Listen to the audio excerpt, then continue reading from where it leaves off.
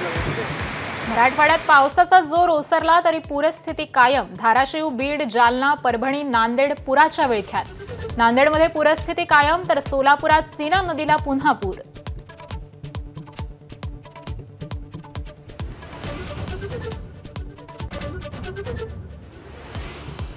राज्यात आज देखील पावसाचा जोर। उत्तर महाराष्ट्र आणि उत्तर कोकणात जोरदार पावसाचा इशारा।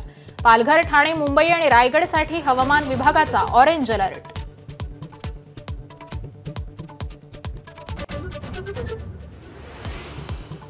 पूरग्रस्तांच्या मदतीसाठी फडणवीसांनी दिल्लीत बंड करावं। मदतीसाठी मुख्यमंत्री पदही पणाला लावा। संजय राऊतांचा खोचक सल्ला। तुम्हीच बंड केलं म्हणून जनतेनं घरी बसवलं, भाजपचं प्रत्युत्तर। दोन्ही शिवसेनेच्या दसरा मेळाव्यावर पावसाचं सावट। पाऊस असेल तरीही मेळावा शिवाजी पार्कातच घेण्यावर ठाकरे सेना ठाम। तर शिंदेंच्या शिवसेनेकडून आझाद मैदानाशिवाय दुसऱ्या जागेची चाचपणी होत असल्याची चर्चा।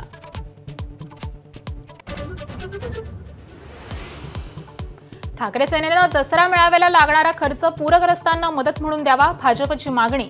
उद्धवराव आता वेळ कृती करण्याची असं म्हणत लगावला टोला।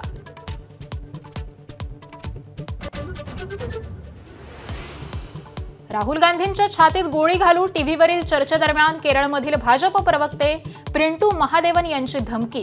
काँग्रेसचं अमित शहांना पत्र लिहून कारवाईची मागणी।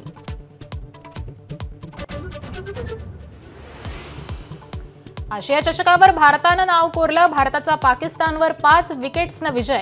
तिलक वर्माचं धडाकेबाज अर्धशतक तर तिलक वर्मा आणि शिवम दुबेची अभेद्य खेळी।